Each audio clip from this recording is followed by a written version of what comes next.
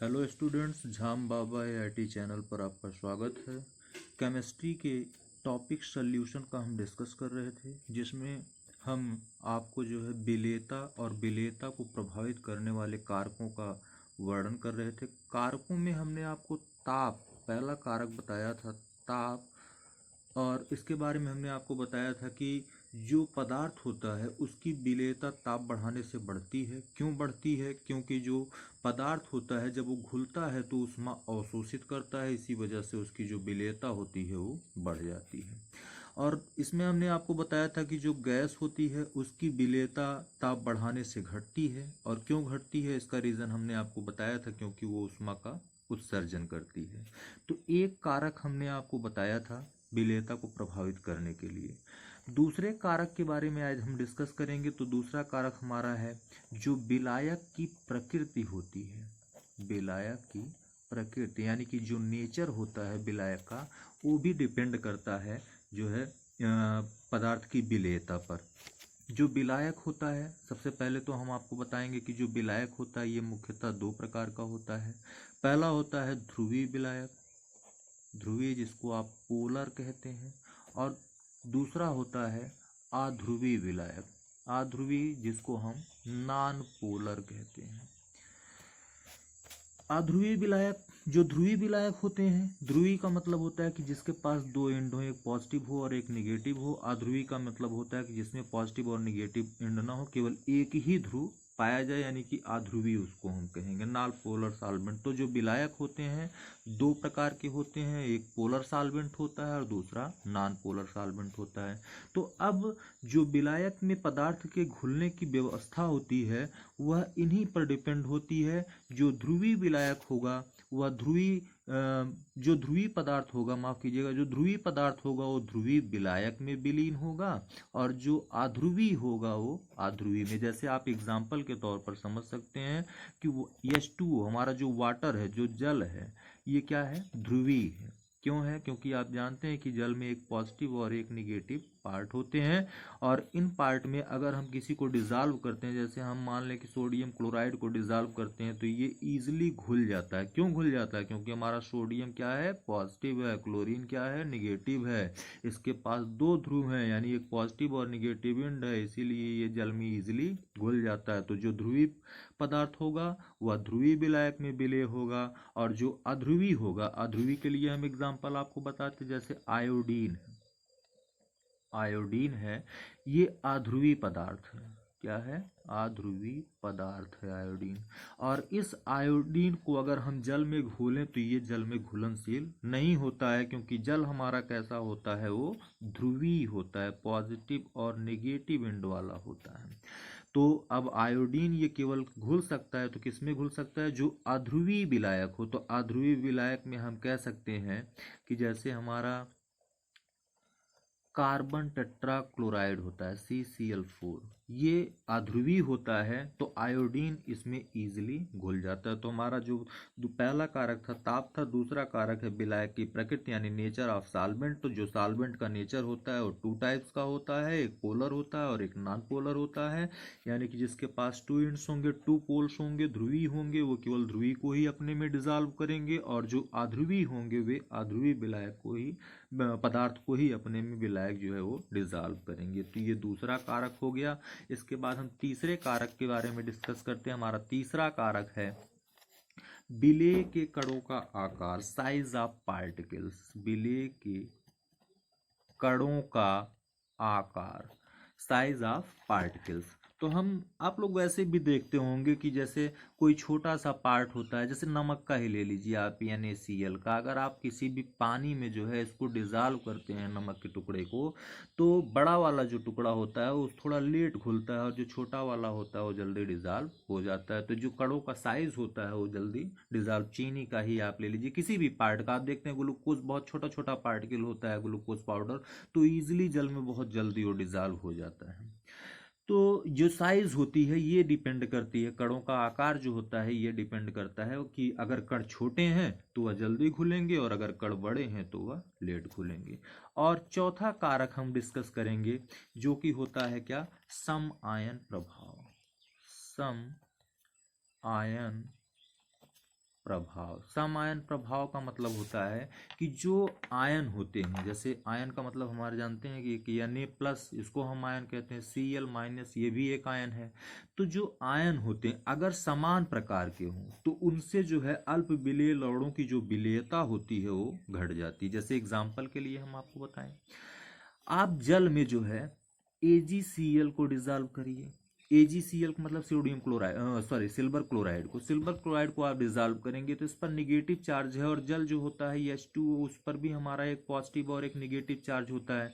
तो ये आसानी से जल में इसको घोल लेता है। लेकिन हम कहते हैं कि जो AgCl की जल में विलेयता होती है वो सोडियम क्लोराइड विलयन की अपेक्षा अधिक होती है। क्यों होती है? क्योंकि जो Cl माइनस होता है, तो यानी Cl में भी Cl माइनस होता है और AgCl में भी Cl माइनस होता है। तो ये जो Cl माइनस Cl माइनस के समान आयन होते हैं, इन समान आयनों की उपस्थिति के कारण ही जो AgCl की विलेयता होती है वो कम हो जाती है। AgCl की विलेयता को कम कर देता है, यानी कि समान आयन उपस्थित होने की वजह से ही उसकी विलेयता कम हो जाती है। तो ये तो कुछ फैक्ट्स थे जो कि हम आपको विलेयता को प्रभावित करने वाले कारक के बारे में डिस्कस की। विलेयता इसके पहले वाले पार्ट में हम बता चुके हैं कि क्या होती है। किसी भी 100 ग्राम विलायक को अगर जितना पदार्थ डाल करके हम विलेय करते हैं, या जितने पदार्थ को 100 ग्राम विलायक विलीन कर लेता है, उसी को हम विलेयता कहते हैं। अगर ये विलेयता किसी से प्रभावित होती है तो वह इन 3-4 फैक्टर्स के बारे में हमने आपको बताया। पहला टेम्परेचर बताया, दूसरा नेचर ऑफ सॉल्वेंट बताया, तीसरा साइज ऑफ पार्टिकल्स बताया, और चौथा हमने बताया सेम आयन इफेक्ट का। तो इसकी वजह से विलेयता प्रभावित होती है। अच्छा, अब हम जो है आपको विलयनों की सांद्रता व्यक्त करने की विधियां के बारे में डिस्कस करेंगे। तो जो विलयनों की सांद्रता, इसके पहले वाले टॉपिक को हमने सांद्रता के बारे में, सांद्रता की परिभाषा, ये सांद्रता होती क्या है, इसके बारे में पहले वाले पार्ट में डिस्कस किया है। तो अगर आपको नहीं याद हो तो एक बार फिर से हम उसके बारे में बता देते हैं। आप सुन लीजिए कि किसी भी विलयन के यूनिट आयतन, मतलब यूनिट का मतलब होता है चाहे आप 100 ml लीजिए, चाहे 1 लीटर लीजिए, जितना भी आप विलायक ले रहे हैं, उस विलायक में जितना भी आप सॉल्वेंट ले रहे हैं, उस सॉल्वेंट में जितना ग्राम या जितना ml पदार्थ आप विलेय करते हैं, उस विलेय की जो मात्रा होती है वह अगर अधिक होगी तो वह अधिक सांद्र होगा, और कम होगी तो कम सांद्र होगा। यानी कि जो सॉल्यूट आपका होगा इसी पर डिपेंड करती है कि किसी भी एक यूनिट आयतन में कितना जो है सॉल्यूट घुला हुआ है, और ये जो सॉल्यूट होता है यही सांद्रता को व्यक्त करता है। तो जो सांद्रता को व्यक्त करने की विधियां होती हैं ये 2 फैक्ट पर आधारित होती हैं, यानी कि हम इसे 2 आधारों पर कह सकते हैं। एक तो भौतिक यूनिटों में, और यानी फिजिकल यूनिट एक जो होती है, और दूसरी आपकी केमिकल यूनिट होती है। तो सबसे पहले हमारा जो टॉपिक है जो हम आपको पढ़ाने वाले हैं वो है विलयन की सांद्रता व्यक्त करने की विधियां। तो विलयन की सांद्रता व्यक्त करने की विधियां में सबसे पहले हमने आपको बताया कि इसकी 2 विधियां हैं, एक भौतिक यूनिट में और दूसरा जो है वो रासायनिक यूनिट में। तो सबसे पहले पार्ट में हम डिस्कस करेंगे भौतिक यूनिट में। तो भौतिक यूनिट में सांद्रता व्यक्त करने की विधियों के लिए पहला टॉपिक हम स्टार्ट करते हैं। इसका पहला पार्ट है कि विलयन की भार प्रतिशतता, यानी परसेंटेज बाई वेट, भार प्रतिशतता। तो अगर विलयन की जो भार प्रतिशतता होती है इसके आधार पर हम सांद्रता व्यक्त करेंगे, तो कह सकते हैं कि 100 ग्राम विलयन में उपस्थित विलेय के ग्रामों की संख्या, 100 ग्राम विलयन में उपस्थित विलेय के ग्रामों की संख्या विलयन की भार प्रतिशतता कहलाती है। विलयन की भार प्रतिशतता कहलाती है, यानी 100 ग्राम विलयन में उपस्थित विलेय के ग्रामों की संख्या विलयन की भार। ये हमारा भौतिक यूनिट से संबंधित है, यानी कि हम भौतिक यूनिटों में सांद्रता व्यक्त करने की इकाई के बारे में वर्णन कर रहे हैं। तो जो भार प्रतिशतता होती है, मान लीजिए हमारा 100 ग्राम विलयन है, तो उसमें उपस्थित जो विलेय के ग्राम, यानी कि अगर हम मान लें 100 ग्राम हमारा विलयन है तो उसमें हमारा जो है 10 ग्राम विलेय घुला हुआ है, तो यही उसकी भार प्रतिशतता कहलाती है। तो हम कह सकते हैं कि भार प्रतिशतता, वेट परसेंटेज, इक्वल होता है विलेय के भार के, क्योंकि इसी पर तो डिपेंड करता है। विलेय के भार, ये ग्राम में आप करेंगे इसको, विलेय के भार बटा विलयन का भार, यानी कि कितने ग्राम विलयन में कितना ग्राम जो है ये ग्राम में ये भी रहेगा कितना ग्राम जो है भार विलेय का डिजॉल्व किया गया है, और ये मल्टीप्लाई कर देंगे 100 से, क्योंकि हमको परसेंटेज निकालना है। फॉर एग्जांपल आप समझ सकते हैं, एग्जाम्पल के लिए मान लीजिए सोडियम, कोई कह दे, आपके सामने अभी क्वेश्चंस आएंगे, सामने डिस्कस भी किया जाएगा, आपसे क्वेश्चन में दिया जाएगा कितना ग्राम जो है जलीय विलयन है, तो उस तरह से आप उसको समझेंगे कैसे। तो उदाहरण के लिए आप समझ सकते हैं, जैसे कहा गया कि सोडियम क्लोराइड के भारानुसार 10% जलीय विलयन में, तो इसका मतलब क्या है, सोडियम क्लोराइड के 10% भारानुसार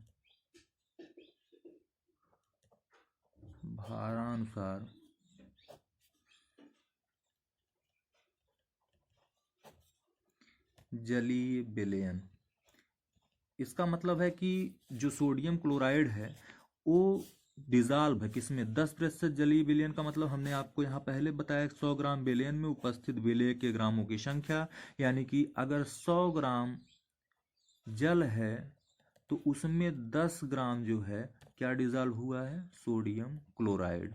इसका मतलब ये है कि जो टोटल मात्रा विलायक की है, यानी सोडियम क्लोराइड की मात्रा अगर 10 ग्राम है, सोडियम क्लोराइड NaCl जो है अगर ये 10 ग्राम है, तो जो जल की मात्रा H2O की मात्रा वो कितनी है, 90 ग्राम, और टोटल मिला करके कितना हुआ है, 100 ग्राम। यानी कहीं आपसे लिखा हुआ मिले, किसी भी चीज़ का लिखा हुआ मिले, आपसे कह दे कि ग्लूकोज का भारानुसार जलीय विलयन जो है 10% है, तो उसका मतलब, या 20% है, या 30%, कुछ भी दे, तो उसका मतलब ये है कि जो विलेय पदार्थ घुला हुआ है, अगर 100 ग्राम की हम बात करें तो 100 ग्राम में वह 10% या 20% या 30% की बात करें तो मतलब 20 ग्राम, 30 ग्राम, 40 ग्राम, इतना जो है ये आपका पदार्थ घुला हुआ होगा। और जो शेष मात्रा 100 ग्राम की बचेगी, जैसे 100 में हमने कहा कि 40% जलीय विलयन ग्लूकोज का है, तो वो 40% वाला भार हम निकाल देंगे, तो यानी बचेगा 60, और ये 60% जो होगा, यानी 60 ग्राम जो होगा वो वाटर होगा, और 40 ग्राम क्या होगा, ग्लूकोज होगा। ठीक है, तो इस तरह से हम इसके बारे में डिस्कस करेंगे। तो अब दूसरा पॉइंट हम लेते हैं, डिस्कस करते हैं इसके बारे में। पहला तो हमने आपको भार के बारे में बताया, यानी कि जो ग्रामों में डिस्कस किया गया। अब दूसरे पार्ट में हम आपको विलयन की आयतन प्रतिशत, यानी कि दूसरा जो सांद्रता व्यक्त करने की विधि है वह लिक्विड के लिए, द्रव के लिए है, तो आयतन प्रतिशतता इसकी हम अगर निकालना चाहेंगे तो हम कह सकते हैं, वहाँ जो आपने 100 ग्राम विलयन लिया था, यहाँ पर आप जो है 100 मिलीलीटर लेंगे, क्या, 100 मिलीलीटर, यानी 100 मिलीलीटर विलयन में, परिभाषा इसकी हो जाएगी 100 मिलीलीटर विलयन में उपस्थित, 100 मिलीलीटर विलयन में उपस्थित विलेय के मिलीलीटरों की संख्या, मिलीलीटरों की संख्या विलयन की आयतन प्रतिशतता कहलाती है, आयतन प्रतिशतता कहलाती है। तो इस तरह से हम इसकी परिभाषा लिख सकते हैं, और कह सकते हैं कि आयतन प्रतिशतता बराबर होगा, आयतन प्रतिशतता बराबर विलेय के आयतन, विलेय का आयतन किस में होगा, मिलीलीटर में, ml में, बटे विलयन का आयतन। सेम वही होगा, बस यहाँ पर आपको जो है सिर्फ और सिर्फ आयतन यूज करना है, वहाँ पर भार था, ये भी आपका किस में होगा, मिलीलीटर में, गुणे हो जाएगा 100 में। तो कहते हैं कि परिभाषा में हम विलयन की आयतन प्रतिशतता 100 मिलीलीटर विलयन में उपस्थित विलेय के मिलीलीटरों की संख्या विलयन की आयतन प्रतिशतता कहलाती है, यानी कि परसेंटेज ऑफ वॉल्यूम कहलाती है। और जो परसेंटेज ऑफ वैल्यूम होती है वो विले के आयतन यानी कि जो सल्यूट होता है उसके वैल्यूम के अपन सल्यूशन के वैल्यूम के होती है, मल्टीप्लाई कर देंगे 100 से। एग्जाम्पल के तौर पर आपको अब समझाते हैं कि जो एग्जाम्पल इसका है, जैसे हम कहें कि एल्कोहल का 25% जलीय विलयन है, सॉरी माफ कीजिएगा, एल्कोहल का 25% जलीय विलयन है। तो इसका मतलब क्या हुआ कि जो हमारा 100 ml सॉल्यूशन बना हुआ है उस सॉल्यूशन में 25 ml जो है वो क्या है, अल्कोहल है, C2H5OH है, और शेष जो बचता है कितना बचेगा 75। तो ये 75 जो होता है ये इतनी मात्रा किसकी है, जल की है। तो इसका अभिप्राय ये है कि जो अल्कोहल का 25% जलीय विलयन से अभिप्राय है कि उसमें 25 ml एथिल अल्कोहल का है यानी अल्कोहल है, और 75 ml जो है वो क्या है, जल है। तो इस तरह से हम आयतन प्रतिशतता के बारे में डिस्कस करेंगे।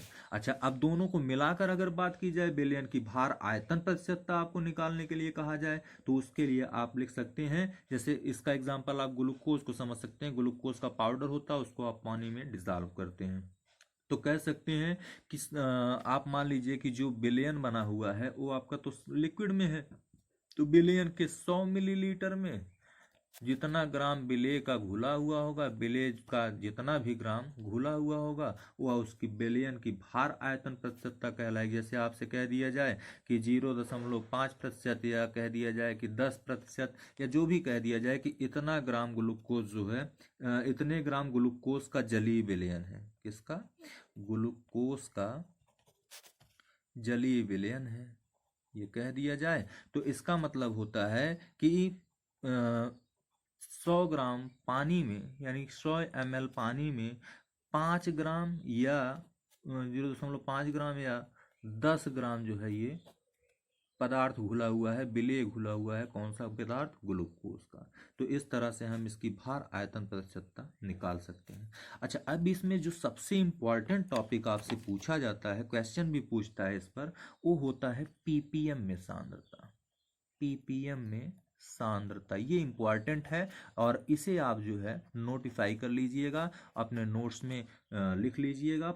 और पीपीएम का मतलब होता है, पीपीएम मतलब पार्ट्स पर मिलियन, पार्ट्स पर मिलियन। मिलियन का मतलब होता है 1 मिलियन। आप जो मैथ वाले होंगे या जो भी स्टूडेंट्स होंगे आपको पता होगा कि 1 मिलियन का मतलब होता है 10 लाख। 1 मिलियन का मतलब होता है 10 लाख। तो जो पीपीएम में सांद्रता अगर आपको व्यक्त करनी होती है तो इसके लिए हम परिभाषा लिख सकते हैं कि बिलियन के 1 मिलियन, बिलियन के, ये इंपॉर्टेंट परिभाषा है, इसको आप जो है याद रखिएगा। बिलियन के 1 मिलियन, 1 मिलियन का मतलब होता है 10 लाख। यहाँ पर आपको हमने पहले बता दिया। 1 मिलियन ग्रामों की संख्या, 1 मिलियन ग्रामों की संख्या में उपस्थित, विलेय के ग्रामों की संख्या, उपस्थित विलेय के ग्रामों की संख्या उसकी पीपीएम में सांद्रता कहलाती है, उसकी पीपीएम में सांद्रता कहलाती है। आप लोग सारी परिभाषाएं ध्यान से सुनिएगा और उसको जो है अपने नोट्स में लिखते जाइएगा, इससे आपको प्रिपरेशन करने में आसानी होगी। तो अब इसकी अगर हम फार्मूले को यूज करें, बनाना चाहें तो लिख सकते हैं पीपीएम में सांद्रता बराबर, यानी पार्ट्स पर मिलियन में सांद्रता बराबर विलेय का भार, विलेय का भार बटे विलयन का आयतन, सॉरी विलयन का भार, विलयन का भार। ये आपका पार्ट्स पर मिलियन में है यानी 10⁶ में है, 1 लाख यानी 10⁶। अब इसका एग्जांपल हम देख लेते हैं कि यदि कह दिया जाए कि सोडियम क्लोराइड के 10 ppm विलयन है, सोडियम क्लोराइड का 10 ppm बिलियन है, एग्जाम्पल में कह दिया जाए तो इसका अभिप्राय क्या होगा? इसका मतलब ये होगा कि बिलियन के 10⁶, बिलियन के 10⁶ ग्रामों की संख्या में, ग्रामों की संख्या में जो है, या ग्रामों में 10 ग्राम जो है वो किसका है? NaCl का है। 10 ग्राम किसका है? NaCl का है। याद रखिएगा, बिलियन के 1 मिलियन ग्रामों में, यानी जो बिलियन होगा उसकी संख्या कितनी होगी? 10⁶ होगी, या 10 लाख होगी, या 1 मिलियन होगी। उसमें जितना अगर कह दिया जाए 10 ppm NaCl है, यानी कि 10 ग्राम क्या है? NaCl है। तो 10⁶ ग्रामों की संख्या में 10 ग्राम क्या है? NaCl है। इसी तरह से ये तो आपका लिक्विड से ठोस का हो गया। इसी तरह से आप गैसों के लिए भी कह सकते हैं कि गैसों के लिए ppm आयतन से, तो यानी इसके मोलों की संख्या के बराबर बात की जाए तो हम आपको सबका फार्मूला दे देते हैं। जैसे ये तो आपका सॉलिड के लिए हो गया, अगर लिक्विड के लिए होगा तो आप कहेंगे कि इसके लिए फार्मूला क्या होगा? तो कहेंगे ppm में सांद्रता बराबर हो जाएगी विलेय का आयतन बटे बिलियन का आयतन, बटे बिलियन का आयतन गुणे 10⁶। तो ये आप इस तरह से कह सकते हैं। अगर आपको गैस के लिए कहा जाए तो गैस के लिए आप इसको लिख सकते हैं, या खैर इसको भी आप गैस के लिए यूज कर सकते हैं, वो भी वैल्यूम से ही लिया जाता है, तो वैल्यूम आयतन से उसमें भी डिस्कस किया जा सकता है। तो विलेय के अणुओं की संख्या, विलेय का आयतन मतलब आप इसको कह सकते हैं कि आयतन या अणुओं से मतलब होता है गैस में, ठीक है, गैस में आयतन या अणुओं से मतलब होता है। तो इसको लिख सकते हैं कि विलेय के अणुओं या अणुओं का मतलब होता है कि मोलों की संख्या, ब्रैकेट में हम लिख दे रहे हैं मोलों, अणुओं की संख्या बटे गैस के अणुओं या मोलों की संख्या, गैस के अणुओं या मोलों की संख्या, ये अणु का मतलब मोल होता ही है, मोलों की संख्या गुणे 10⁶। तो ये इस तरह से हम ppm में सांद्रता व्यक्त कर सकते हैं। यदि कह दिया जाए कि वायु के किसी नमूने में सल्फर डाइऑक्साइड या कार्बन डाइऑक्साइड या किसी भी गैस की बात की जाए कि इसकी सांद्रता 8 ppm है, 9 ppm है, जैसे हम SO2 की कह लें कि इसकी सांद्रता 8 ppm है या 10 ppm है, ppm है, तो इसका मतलब ये है कि जो गैस है, जैसे 10⁶ ml गैस है, वायु है या गैस है, और इसमें जो है 8 कहा जाए तो 8, 10 कहा जाए तो 10 ml क्या है आपका? ये SO2 है या CO2 है। 10 ml CO2 डिजॉल्व है, O2 डिजॉल्व है या SO2 डिजॉल्व है, जिस भी गैस की बात की जाए तो उतना आपका जो है ये डिजॉल्व है। तो आप चाहे इसको ml ना कहिए, वैसे मोल कहिए, अणु की बात की जा रहा है, तो यानी कि इतने मोल जो है इसके ये गैस उपस्थित हैं।